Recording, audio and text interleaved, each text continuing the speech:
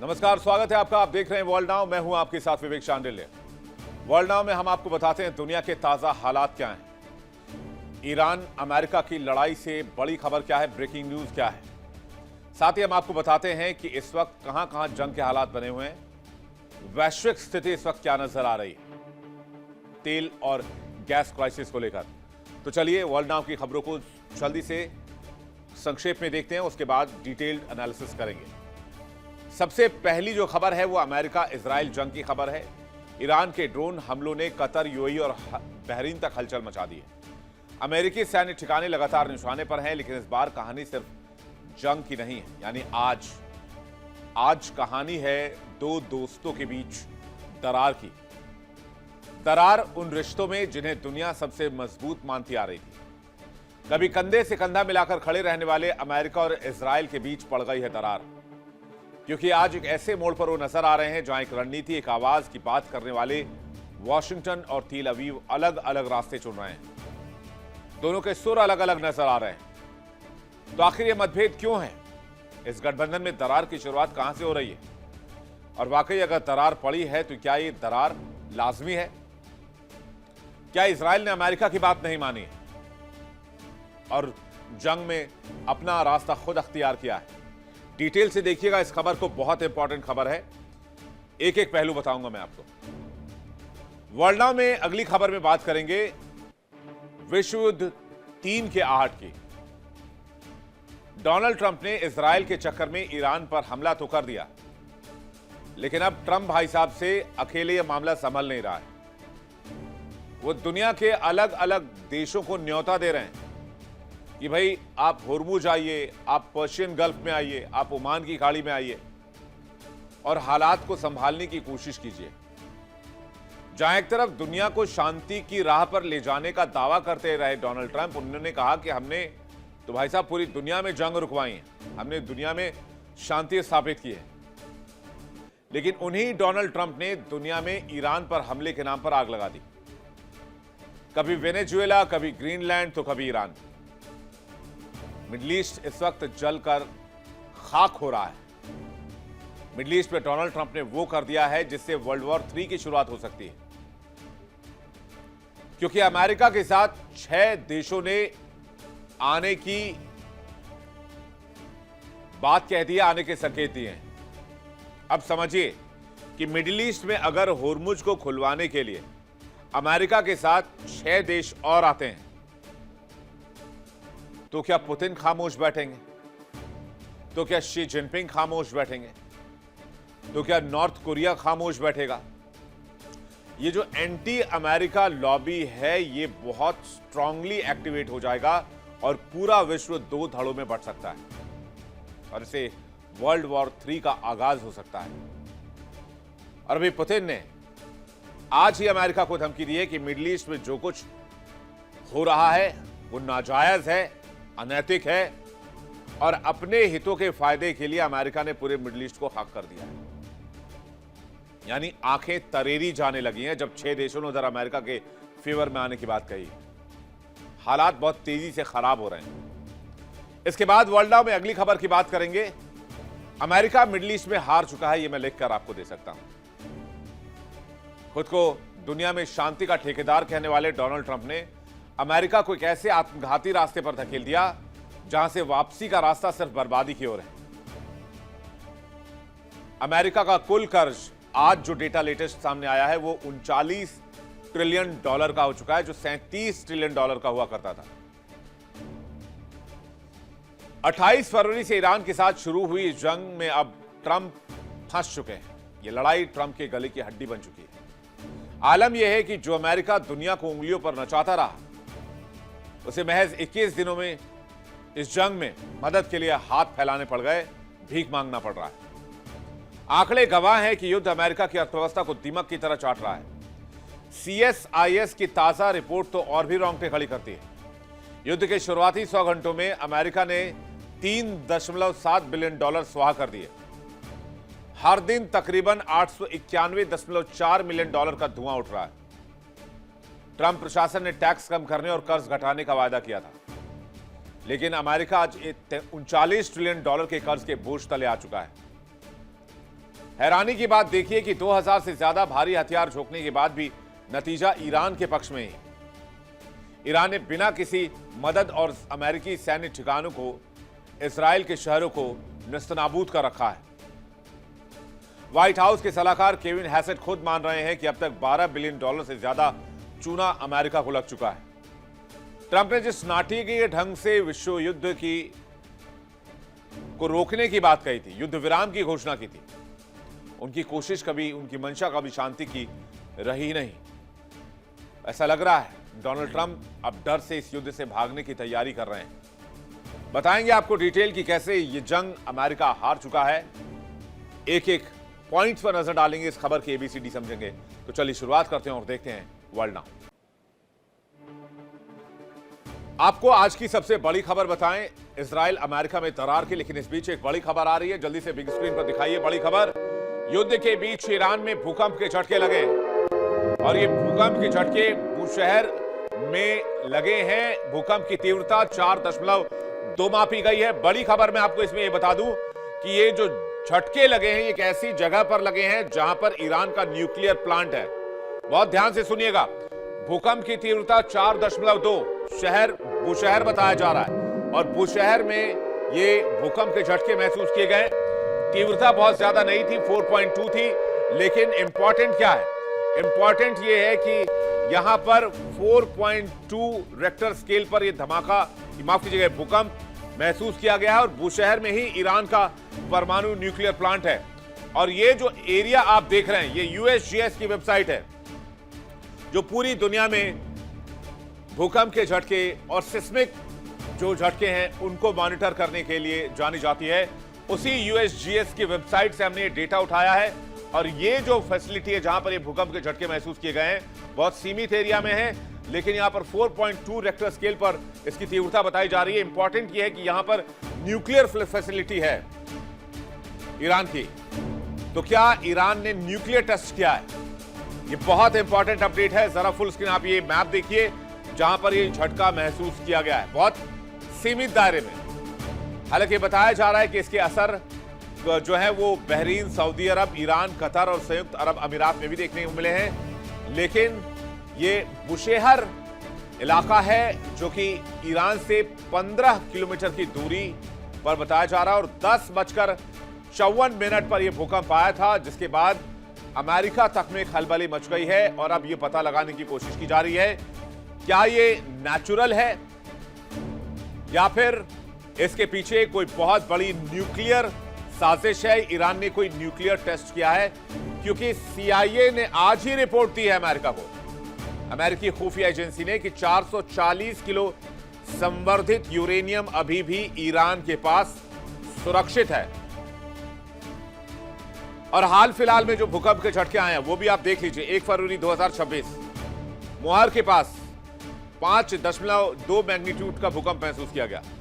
22 फरवरी 2026 मुहार के पास 55 किलोमीटर के आसपास के एरिया में 4.1 मैग्नीट्यूड का भूकंप दर्ज किया गया। 18 फरवरी खोवी के पास 2.5 मैग्नीट्यूड का भूकंप दर्ज किया गया। मार्च 3, 2026 गिराश के पास 4.3 जो मैग्नीट्यूड है उसका भूकंप दर्ज किया गया। इतनी ताकत थी इस भूकंप में, जिसके बाद न्यूक्लियर टेस्ट की अफवाह भी उड़ी। 6 मार्च 2026 बंदर अब्बास के पास 4.1 मैग्नीट्यूड वाला भूकंप आया। 19 और 20 मार्च के दरमियान बुशहर में 4.5 और नूराबाद में 4.3 मैग्नीट्यूड का भूकंप दर्ज किया गया। और अब ये लेटेस्ट जो आप सिचुएशन देख रहे हैं ये 4.2।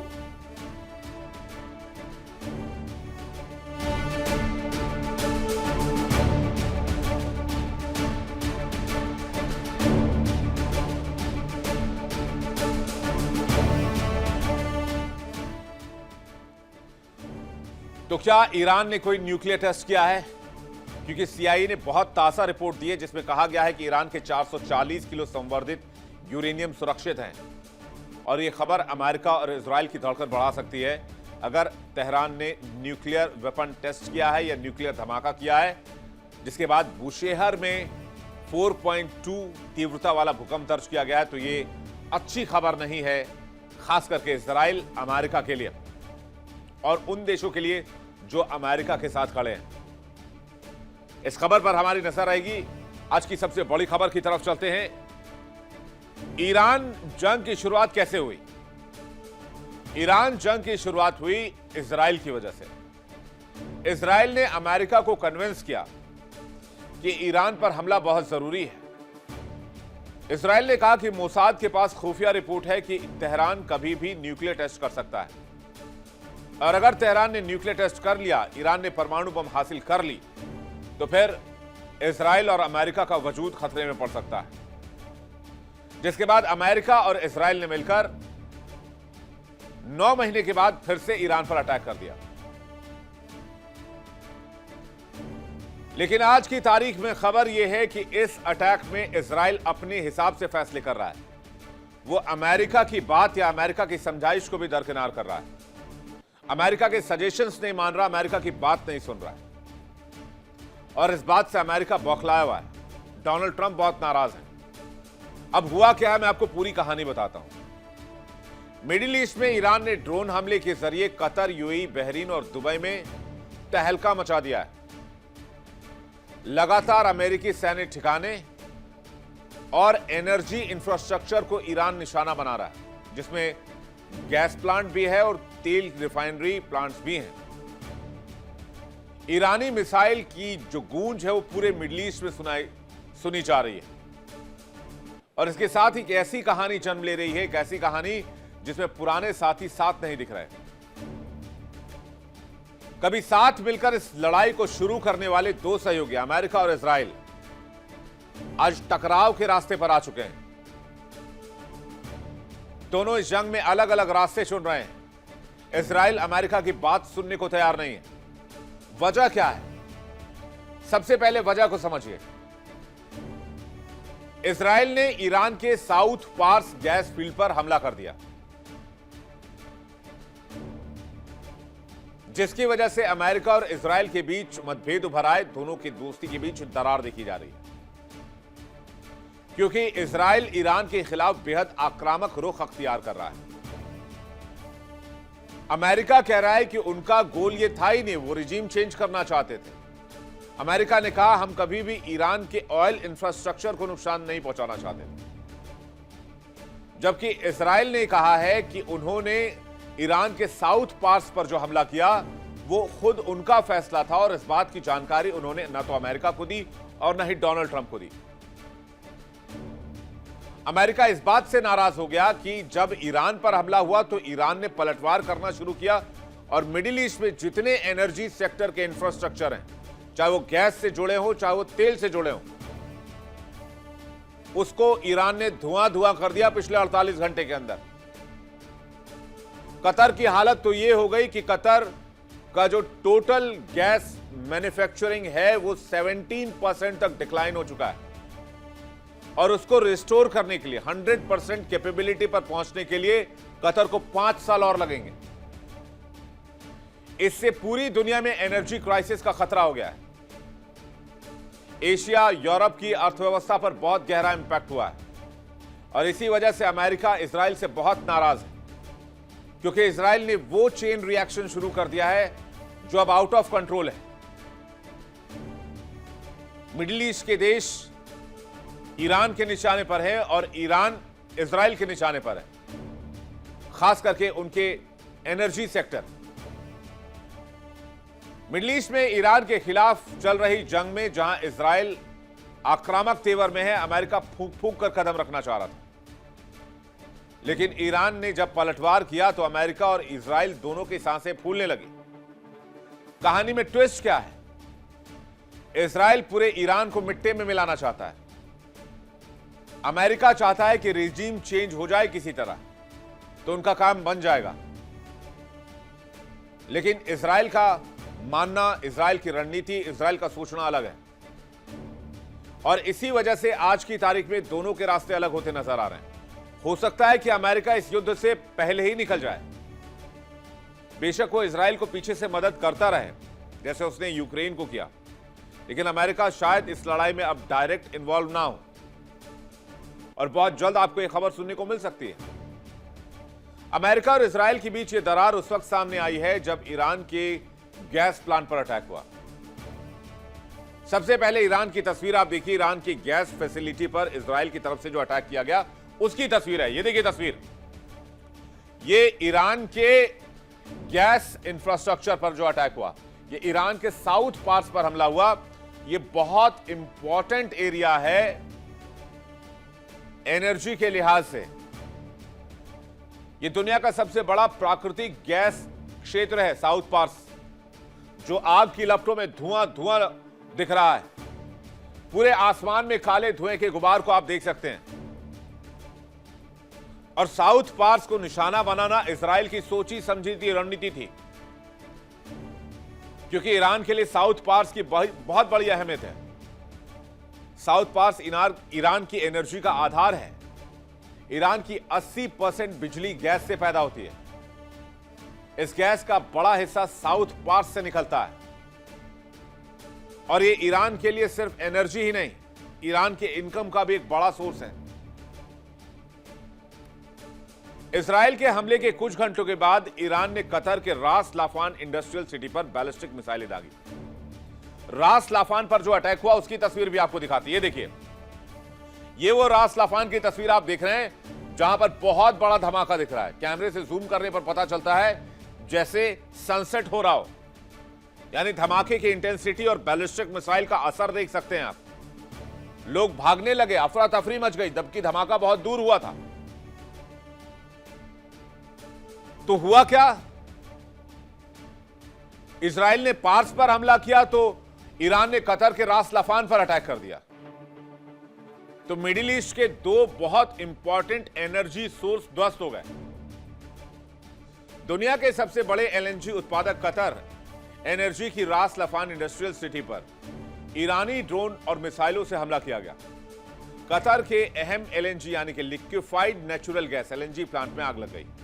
रास लाफान कॉम्प्लेक्स कतर की सबसे अहम गैस फैसिलिटी में से एक है। रास लाफान कॉम्प्लेक्स पर हुए मिसाइल हमले ने पूरे मिडिल ईस्ट और वर्ल्ड एनर्जी सेक्टर में हलचल मचा गई। एक और तस्वीर आपको दिखाते हैं। कतर से निकलकर चलिए अब सऊदी अरब की तरफ। सऊदी अरब, जहां ईरानी मिसाइल हमले के बाद सऊदी अरब के रियाद में गैस फील्ड में अचानक बहुत बड़ी आग लग गई। और यह आग इतनी जबरदस्त थी कि काले धुएं का गुबार पूरे आसमान में देखा जा सकता था। एक और तस्वीर देखिए आप। ईरान ने इजराइल के बेन गुरियन एयरपोर्ट पर बहुत जबरदस्त हमला किया। ये तस्वीर आप देखिए, ये इजराइल का बेन गुरियन एयरपोर्ट है। इसके अलावा ईरान ने गाजा की जमीन पर कब्जा करके बनाई गई इजरायली कॉलोनियों पर भी missile Daga. נפילות אחי, נפילות של החיים בנבטים. נפילות בנבטים אחי. נפילות קשות בנבטים, שומע? וואו, וואו, וואו, וואו. וואו! הכל נופל לנבטים, אני אומר לך, מתקפה אחת החזקות. אימא'לה, אימא'לה. We have to go inside now.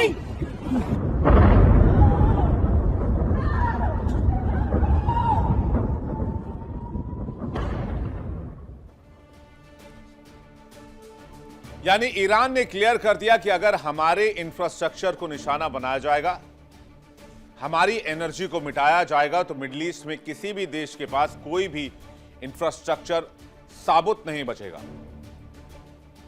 सबको मटिया मेट कर देंगे। और इसी बात से अमेरिका खफा हो गया, क्योंकि इजराइल के मनमाने हमले ने वो चेन रिएक्शन शुरू कर दिया जिसका इंपैक्ट सिर्फ ईरान या मिडिल ईस्ट पर नहीं होगा, इसका इंपैक्ट वर्ल्ड वाइड हुआ।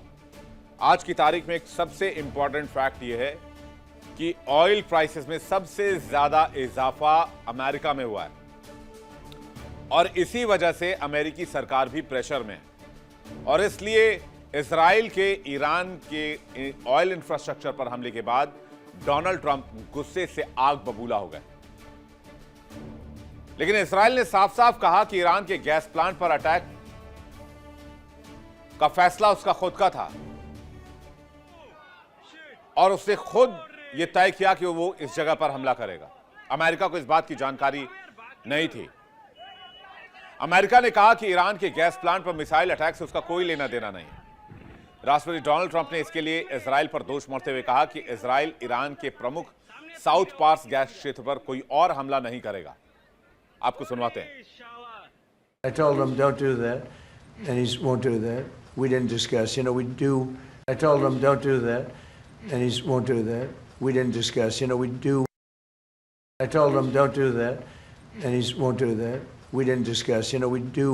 I told him don't do that, and he won't do that. We didn't discuss. We do.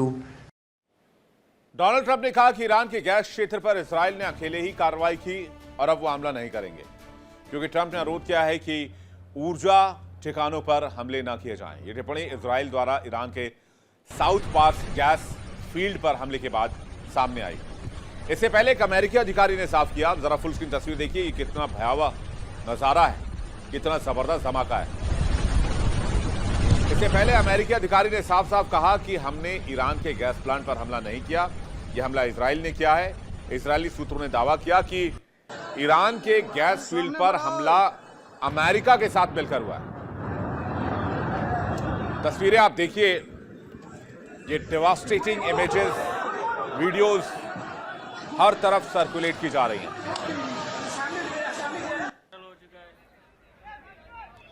Israeli PM Benjamin Netanyahu ने जेरूशलेम में एक प्रेस कॉन्फ्रेंस के दौरान साफ साफ कहा कि साउथ पार्स गैस फील्ड पर हुए हमले में इजराइल ने अकेले ही कार्रवाई की थी। उन्होंने उन अफवाहों को खारिज किया कि इजराइल ने अमेरिका को इस हमले में साथ लिया है। आपको बेंजामिन नेतन्याहू का भी बयान सुनवाते हैं।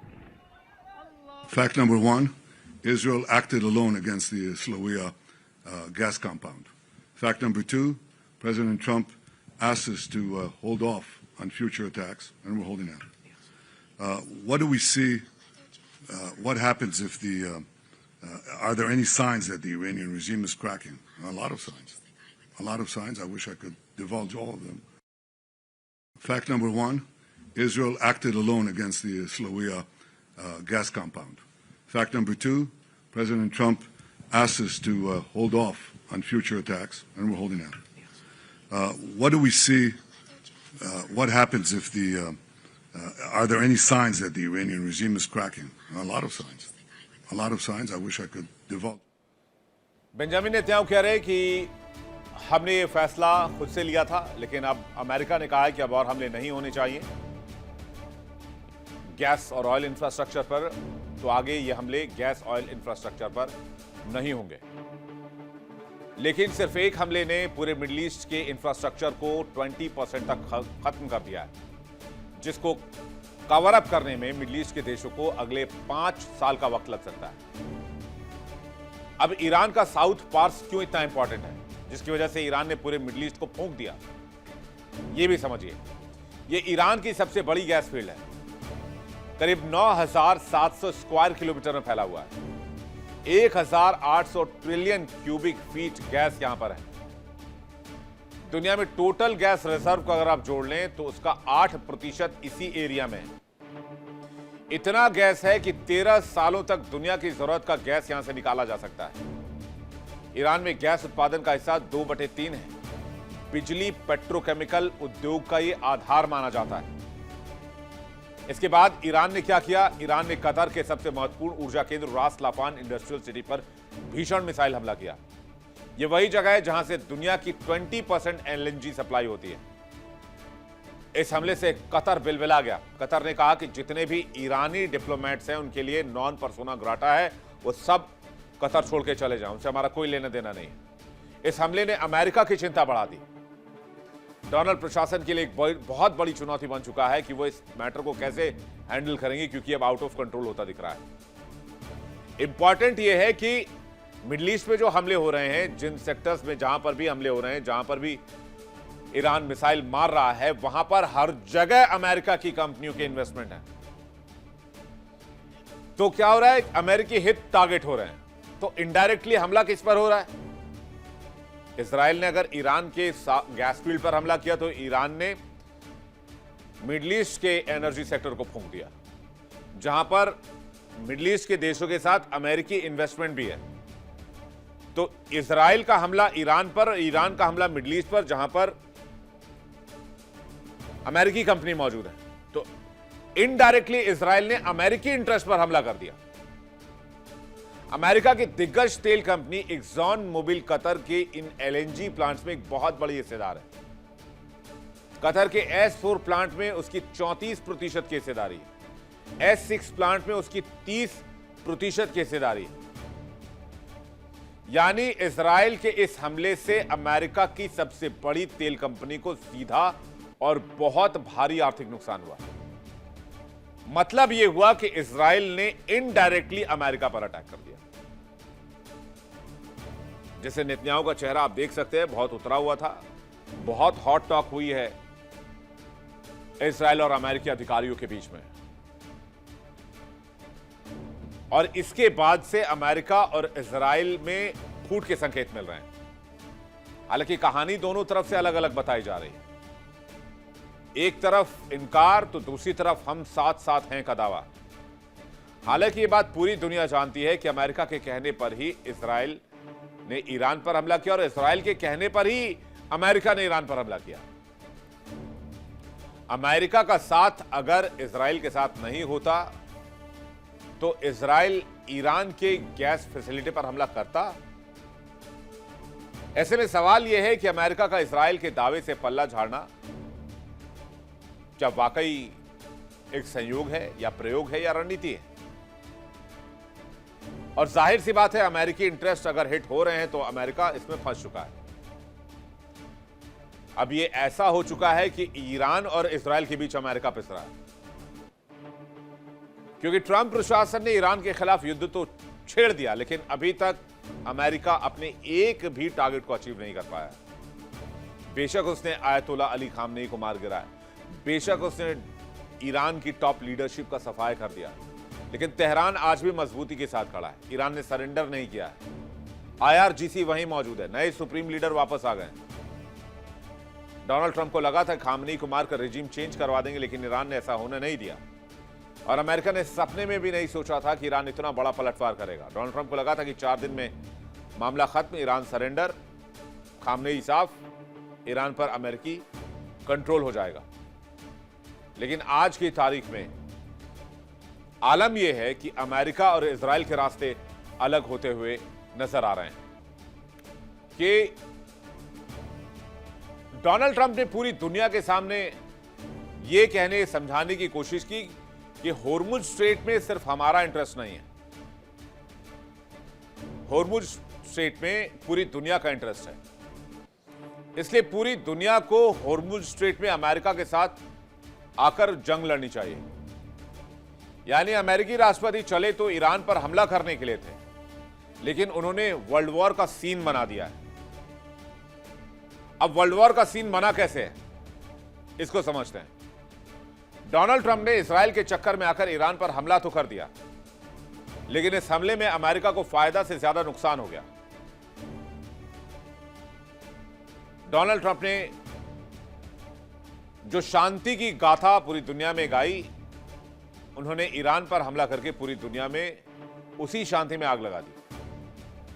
कभी वेनेजुएला, कभी ग्रीनलैंड की धमकी देते हैं और ईरान पर हमला करते हैं। मिडिल ईस्ट में डोनाल्ड ट्रंप ने वो कर दिया जिसे वर्ल्ड वॉर 3 का सीन बनता नजर आ रहा है।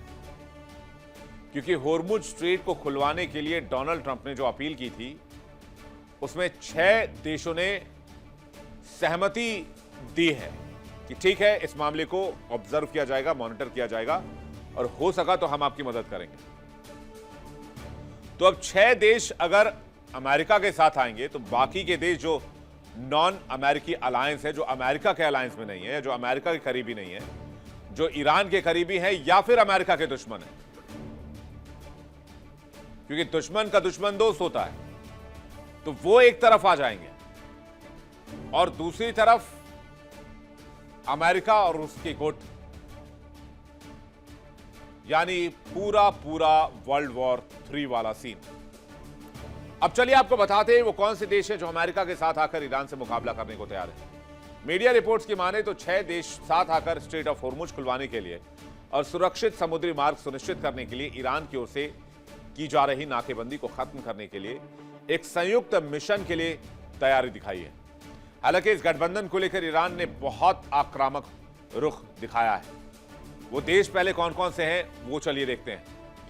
6 देश जो अमेरिका के साथ नजर आ सकते हैं, कॉन्फर्मेशन नहीं है, उन्होंने कहा भी हम देखेंगे। इसमें ब्रिटेन है सबसे पहले, फ्रांस है, जर्मनी है, इटली है, नीदरलैंड है और जापान है। हमें और आपको यहां यह समझने की जरूरत है कि ये सभी 6 देश एक साथ आकर ईरान के खिलाफ होर्मुज स्ट्रेट में तैनात होंगे और होर्मुज स्ट्रेट को फ्री करने की कोशिश करेंगे, जो कि तेहरान नहीं होने देगा, राइट? और अगर तेहरान नहीं होने देगा तो ये देश किससे लड़ेंगे? ये देश भी अमेरिका के साथ मिलकर ईरान से लड़ेंगे। और अगर इतने सारे देश ईरान से लड़ेंगे तो पड़ोस में बैठे क्या पुतिन खामोश रहेंगे? ईरान के तेल का सबसे ज्यादा इस्तेमाल करने वाला, मैं इसे दोहन शब्द का भी इस्तेमाल करूंगा, अब्यूज करने वाला, मिसयूज करने वाला चाइना, जिसे सस्ते में इतने दिन से दशकों से तेल मिलता रहा, क्या वो खामोश बैठेगा? क्योंकि होर्मुज की खाड़ी बंद है और अगर वहां इतने देशों का जमावड़ा लगा तो यह सीन बहुत बड़ा हो सकता है। हालांकि ईरान ने इसे लेकर अभी से विरोध करना शुरू कर दिया। ईरान ने कहा है कि अगर उसके पर्सनल चीजों में दखल दी गई तो वो किसी को नहीं छोड़ेगा, ना तो ब्रिटेन को छोड़ेगा, ना फ्रांस को छोड़ेगा, ना इटली को छोड़ेगा, ना नीदरलैंड को छोड़ेगा। तो क्या खाड़ी की यह लड़ाई वर्ल्ड वॉर में बदल जाएगी? आसार अब तक दिखने लग गए हैं। वैसे भी बाबा वेंगा ने कहा था कि फरवरी 2026 में पूरब में एक लड़ाई होगी जो धीरे धीरे वर्ल्ड वॉर में तब्दील हो जाएगी, क्योंकि डोनाल्ड ट्रंप की अपनी जिद है और वो अपनी जिद को पूरा करने के लिए दुनिया को किसी भी खतरे में डाल सकते हैं। सबसे ताजा उदाहरण ईरान है। ईरान पर हमला करके उन्होंने पूरी दुनिया को संकट में डाला हुआ है। उधर ईरान ने भी कसम खाई है कि वो अपने अस्तित्व की लड़ाई लड़ रहा है और वो सुप्रीम लीडर आयतोला अली खामनेई और अली लारीजानी की मौत का बदला लेकर रहेगा। खून का हिसाब खून से होगा। उधर UK, France, Germany, Italy, Netherlands, Japan मिलकर संयुक्त बयान जारी करके स्ट्रेट ऑफ होर्मुज में ईरान की ओर से वाणिज्यिक जहाजों पर हमलों और बाधा उत्पन्न करने की कड़ी निंदा की है। इन 6 देशों ने एक जॉइंट स्टेटमेंट जारी किया और अपने बयान में ईरान से तत्काल हमले रोकने को कहा, सी माइंस हटाने को कहा और शिपिंग रूट बहाल करने की मांग की है। इन देशों ने समुद्री सुरक्षा और वैश्विक ऊर्जा आपूर्ति श्रृंखला को बनाए रखने पर जोर दिया, क्योंकि ईरान ने स्ट्रेट ऑफ होर्मुज को पूरी तरीके से चोक कर रखा है, वो भी अमेरिका की मौजूदगी के बावजूद। ईरान ने कहा, तुम चौधरी हो मुझे पता है, लेकिन अगर हिम्मत है तो स्ट्रेट ऑफ होर्मुज खुलवा के दिखाओ। अब सुबह से हो गई शाम, दिन से हो गए हफ्ते, अब हफ्ते से यह मामला महीनों में तब्दील होने वाला है। लेकिन डोनाल्ड ट्रंप भाई साहब कुछ कर नहीं पा रहे। उनके हाथ पांव फूले हुए हैं। वो एक छोटा सा होर्मुज स्ट्रेट नहीं खुलवा पा रहे। कहां तो वो पूरे कनाडा को अमेरिका का 51st स्टेट बनाने की बात करते हैं और कहां उनसे छोटा सा होर्मुज नहीं संभल रहा। और उन्होंने इसके लिए पूरी दुनिया को कहा कि आप हमारे साथ आइए, हम एक नौसैनिक गठबंधन बनाते हैं जो होर्मुज स्ट्रेट में शासन करेगा और होर्मुज स्ट्रेट को सिक्योर करेगा। ईरान ने कह दिया, हिम्मत है तो आओ, देखते हैं। तुमने पहले भी 4-4 डिस्ट्रॉयर्स लगाए थे, एयरक्राफ्ट कैरियर लगाए थे, 4 एयरक्राफ्ट कैरियर, डिस्ट्रॉयर तो इससे भी ज्यादा। होर्मुज से तो बगैर ईरान के परमिशन के माचिस का एक तिनका नहीं निकल सकता, माचिस की एक तीली नहीं जा सकती। लेकिन सवाल यह है कि अमेरिका सफोकेट क्यों कर रहा है? सफोकेट इसलिए कर रहा है कि होर्मुज के बंद होने से तेल की कीमतों में बेतहाशा वृद्धि हो रही है। ब्रेंट क्रूड, जो कि अमेरिकी क्रूड माना जाता है, उसमें $110 से $120 पर बैरल के पार पहुंचने से कई देशों में सरकारी खजाने पर भारी दबाव है। यूएई, सऊदी अरब जैसे देशों ने $70 से $80 के आधार पर अपना बजट बनाया था, लेकिन अब उन्हें प्रति बैरल $40 से $50 का अतिरिक्त फायदा मिल रहा है। यूएई और कतर जैसे देश वैश्विक पर्यटन और ट्रांजिट हब हैं। युद्ध के कारण हवाई क्षेत्र बंद है और एमिरेट्स और कतर एयरवेज जैसी एयरलाइंस को लंबे रास्तों का उपयोग करना पड़ा, जिससे ईंधन का खर्च बढ़ गया है। सुरक्षा कारणों से 2026 के दौरान खड़ी देशों में आने वाले पर्यटकों की संख्या में 25 से 30% की कमी दर्ज की गई है। अब ऐसे सिचुएशन में ना इन देशों में तो पर्यटन आ रहा है, ना इन देशों का तेल बिक रहा है, तो अमेरिका के ऊपर इमेंस प्रेशर है कि वो होर्मुज स्ट्रेट खोलें, कम से कम इनकी इकोनॉमी फिर से रिवाइवल मोड में तो आए। अभी तो चोक पड़ी हुई, पूरी खत्म। तो दिक्कत वहां फंस रही है। इसलिए अमेरिका कह रहा है कि हमारे जो अलाइज हैं, हमारे जो दोस्त हैं, वो होर्मुज स्ट्रेट में आए। देखिए, होर्मुज स्ट्रेट में अगर Britain, France, Italy, Netherlands, Japan आएंगे तो रूस और चाइना बैठकर तमाशा नहीं देखेंगे। North Korea, Kim Jong Un सब खामोश नहीं रहेंगे। यानी ये वर्ल्ड वाइड क्राइसिस बनता जा रहा है। ये एक बहुत खतरनाक फॉर्मूला बनता जा रहा है वर्ल्ड वॉर के लिए। तो सबसे पहले स्ट्रेट ऑफ होर्मुज को देख लीजिए। एक छोटा सा गलियारा है, कहते हैं जहाज के पास होने के लिए बस 3 मील की ही चौड़ाई है, जहां पर समुद्र बहुत गहरा है, उसके अगल बगल से जहाज पास नहीं हो सकते। तो ये बहुत इजी टारगेट है ईरान के लिए, इसलिए ईरान ने इसको बंद कर रखा है। ईरान के और आसपास के क्षेत्र में अभी तक काफी तबाही देखी जा रही है, लेकिन ईरान ने उसको कंट्रोल करने के लिए होर्मुज स्ट्रेट को बंद कर दिया, जिससे कच्चे तेल की कीमतों में भारी उछाल है, $126 पर barrel. Straight of Hormuz Asia को होने वाली तेल और गैस सप्लाई का 70% इसी रास्ते से निकलता है। युद्ध के कारण इस मार्ग के असुरक्षित होने से जहाजों को लंबा रास्ता तय करना पड़ रहा है, जिससे माल ढुलाई और समय और किराए दोनों बढ़ चुके हैं। चीन दुनिया का सबसे बड़ा तेल आयातक होने के नाते चीन के विनिर्माण यानी कि मैन्युफैक्चरिंग सेक्टर की लागत भी बढ़ रही है, जिससे उसके वैश्विक एक्सपोर्ट पर असर पड़ा है। पाकिस्तान, श्रीलंका, बांग्लादेश ये तो पहले से ही घुटनों पर है, इनकी तो कमर और टूट गई है। इन देशों में विदेशी मुद्रा संकट, विदेशी मुद्रा भंडार का संकट गहरा गया है। स्ट्रेट ऑफ होर्मुज एशिया के लिए लाइफलाइन है। युद्ध के कारण जहाजों का इंश्योरेंस और माल ढुलाई की दरें 300% तक बढ़ा दी गई। इलेक्ट्रॉनिक, सेमीकंडक्टर, कच्चा माल समय पर न पहुंचने से वियतनाम, ताइवान और चीन की फैक्ट्रियों में उत्पादन भी धीमा हो गया है।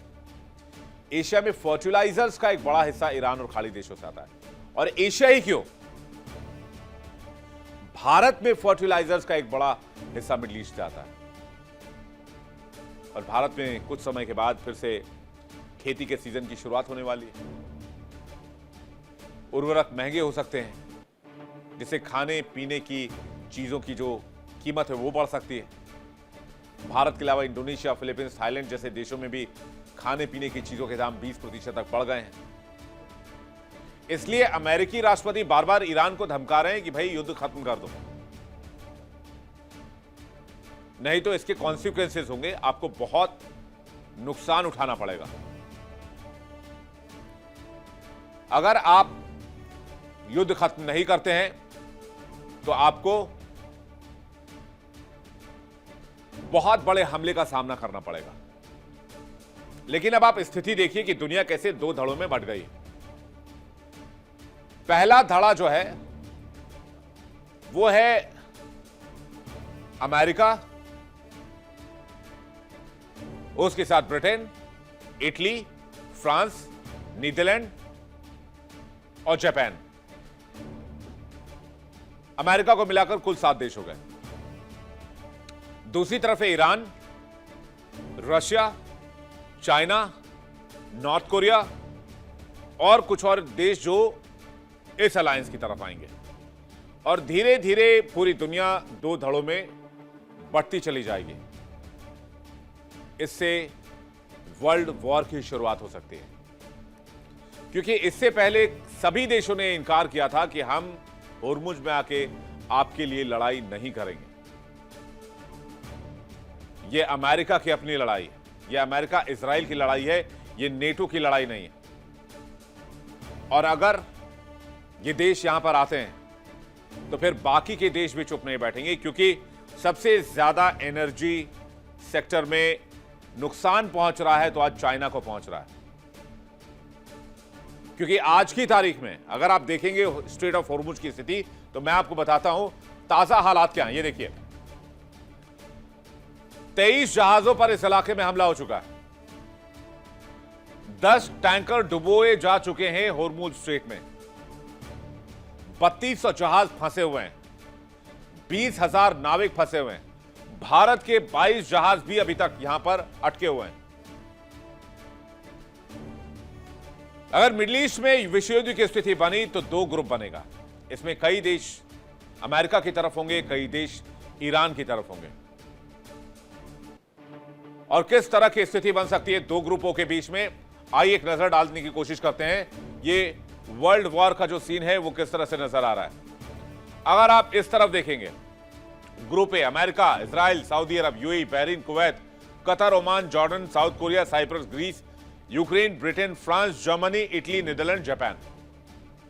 दूसरी तरफ आप देख लीजिए group B, Iran, Afghanistan, Hezbollah, Houthi विद्रोही, Kataib, Hamas, proxy group, Europe के रूस डायरेक्ट सपोर्ट नहीं, लेकिन रूस डायरेक्ट भी इंटरवीन कर सकता है अगर ये देश एक साथ आते हैं।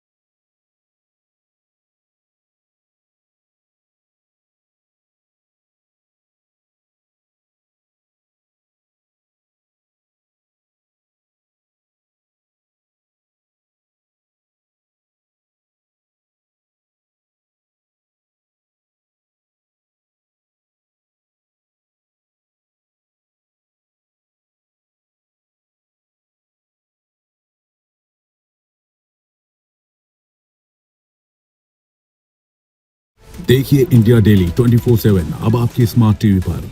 इंडिया डेली मौजूद है सभी डिजिटल प्लेटफॉर्म पर लाइव और लगातार। इंडिया डेली 24/7 हर दिन राष्ट्र को समर्पित।